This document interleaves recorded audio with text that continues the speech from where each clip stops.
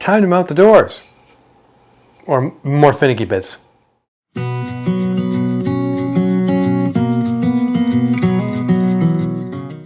Hey everyone, welcome back to the shop of my channel. Doors. So last video I cut all the parts, did the trial fits, and now I have the doors are assembled. See?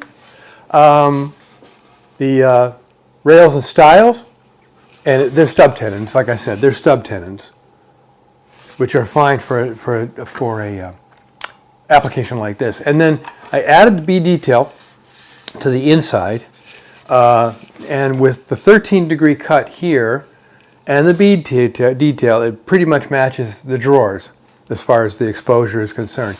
The back cut, and the back cut is so that the front of the raised panel is pretty much flush or close to flush with the rails and stiles, like here. So the next step, obviously, is to mount the doors.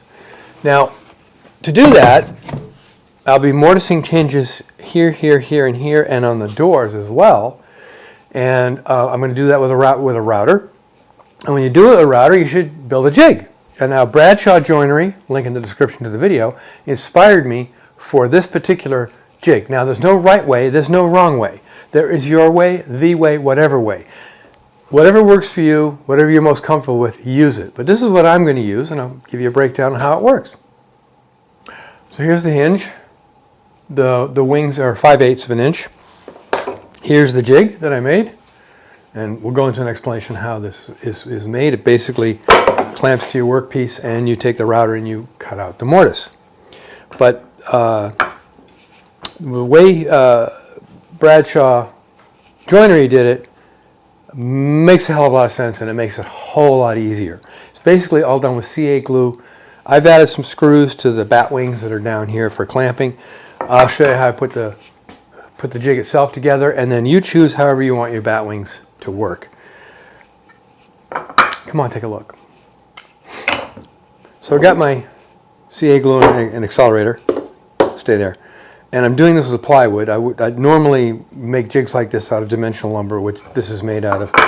So I got a piece of plywood here and two ancillary pieces here. And what I'm going to do is first I'm going to connect the left side to the larger piece of plywood. Get on there, glue, glue, glue, glue. So, and then I just give this a spray. Get on. And I'm just going to throw it on there. Any old place. Hold it for a few seconds. Now comes the fun part. This is the cool part. Take your hinge, place it inside, and now you've got your cutter, outside edges of where your cutter needs to go for the router. Now what Bradshaw did was he went right up against the hinge and then moved it back a little bit just to give you a little bit of wiggle room. And I'm going to do that. So what I'm going to do is put the glue on here.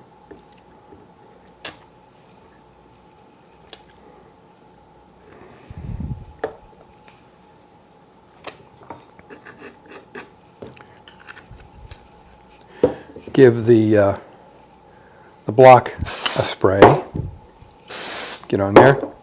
So now I lay this down, lay the hinge up against there, go in and just place it so it's just a hair away from the hinge itself and gives you a little bit of wiggle room, and then press it home. There we go. So now this, just a little bit of play in there. So this is where the router is going to run with the top bearing to cut your mortise into your workpiece. And then, of course, the bat wings, as I call them, they come down this way in order to be able to clamp this up to your workpiece. A couple of things I did, though, is I made the distance between this edge and this edge and this edge and this edge identical. So this is the same on both sides within like maybe less than a 32nd of an inch. Now I'm going to take this jig, and it's going to be clamped up against the frame like so with a couple of clamps. And I need to use these smaller clamps because of the size of the workpiece and the tight quarters of where it's at.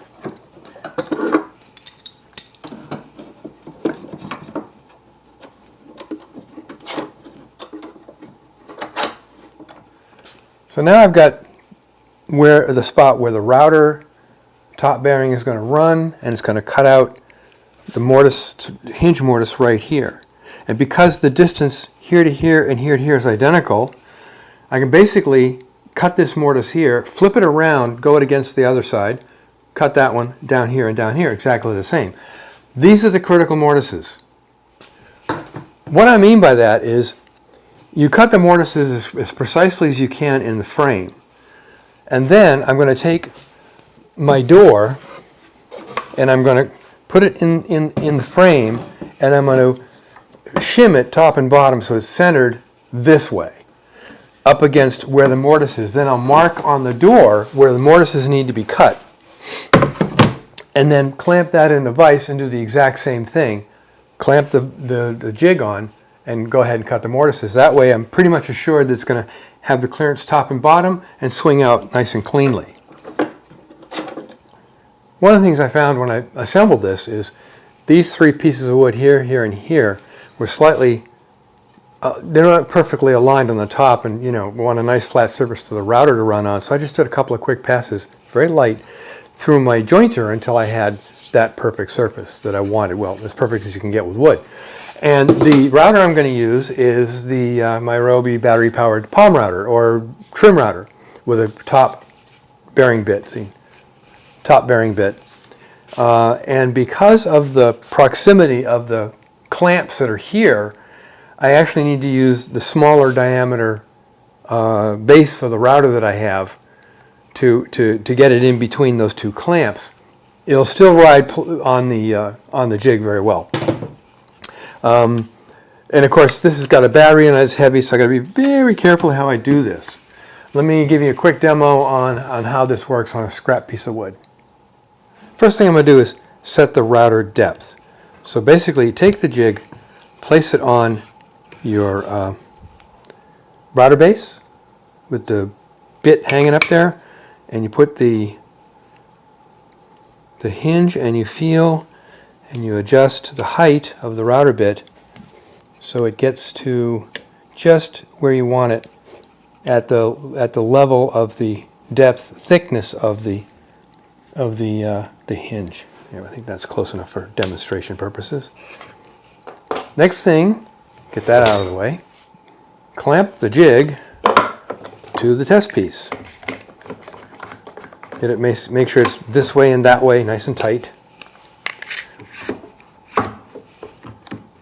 So now I've got the jig and the guide to cut the mortise for the hinge, but there's some after steps after we do this, and most people already know why there's after steps.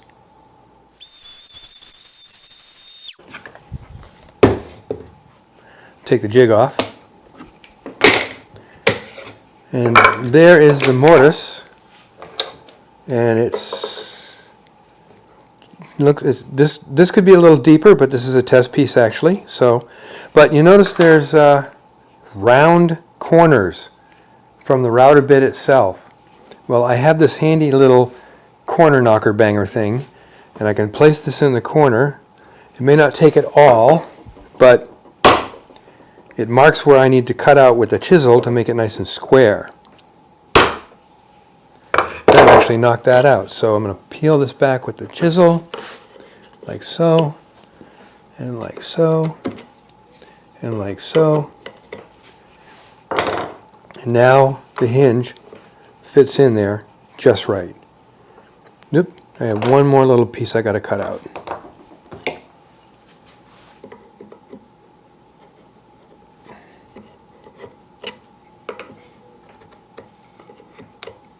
It's always the finicky bits, you know what I mean?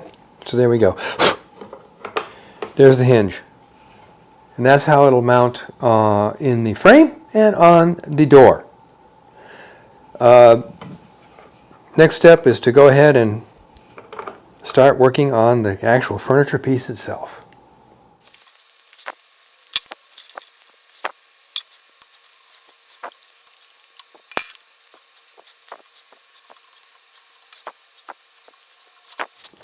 And with that, I have changed from the big mobile base, which is aftermarket. Funny thing about this one, the counterbores are kind of shallow, so I had to get flathead screws to work with it. The regular panheads won't work. And I put on the little tiny itty bitty one. Little tiny itty bitty one. So this is the one I need to do the mortises with because of the clamp locations, which are kind of tight. So, and it's kind of heavy. Now I have to readjust everything to make sure that it's the correct depth when I cut the mortises, and I'll do a test cut first. You've seen me do that already, so I don't need to put that on camera. And set it up so it cuts just as deep as I want. Then we'll come over here and cut the mortises for the hinges. Yay! As I demonstrated before, I've clamped the thing in place, the jig in place, and now I'm going to make a cut. And like I said, this is a kind of a top-heavy little router, so it takes a little extra finesse. But let's go ahead and cut the first one and take it from there.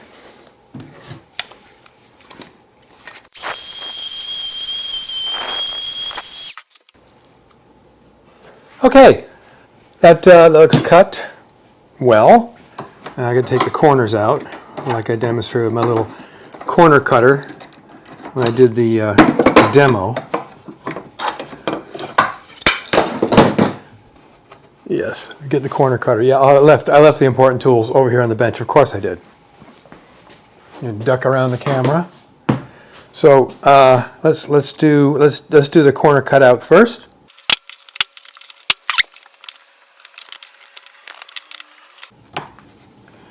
And let's see how that fits. I leave all the stuff on the bench, don't I? And there it is.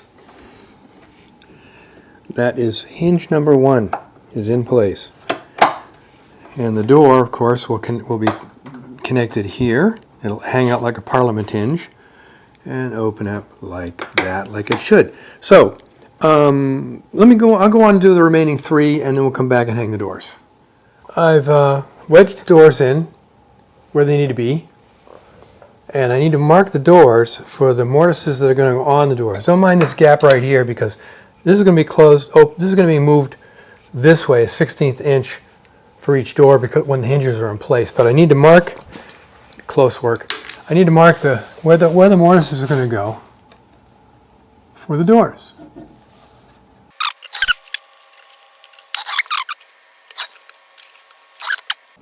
All right, so that marks the spots where I need to cut the mortises in the doors.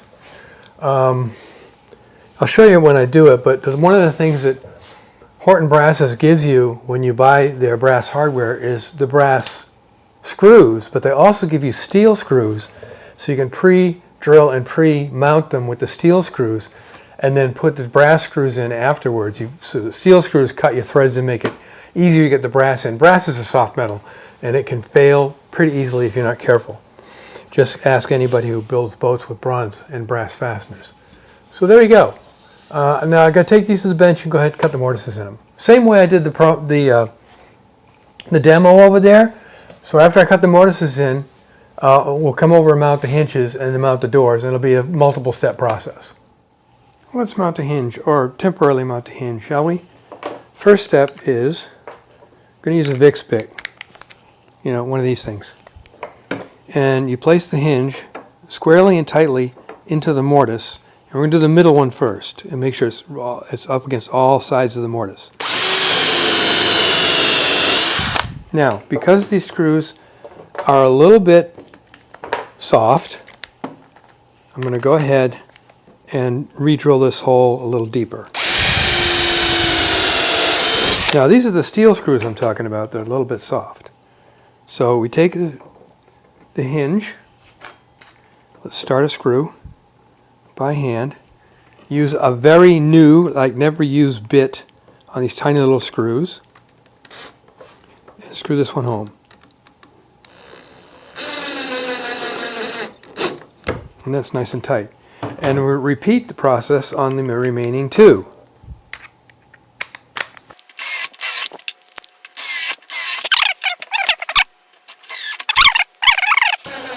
Getting things kind of done here with the hinge. There you go, hinge in place. Closes up nicely. I've already tested the other door, which I've got the hinges on, to make sure it fits in the mortises on the, and it does. And there you go, 2 hinges on a door. Now the next step, of course, is to mount the hinges onto the mortises in the cabinet, and of course the process is exactly the same, no different.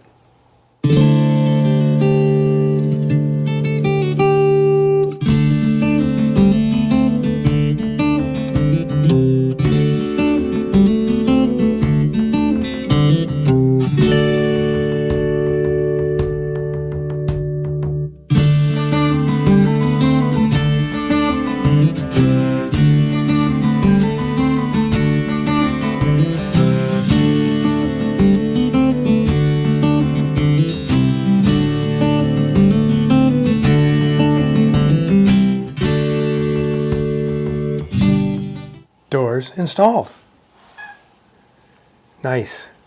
There's a little bit bigger gap than I wanted here, but there's a fix for that, which adds a little more elegance. It's, a little bit of trim. That'll work fine. And, Parliament-looking hinges with the hinge sticking out nice and shiny brass. So we're going to call it a day on this one.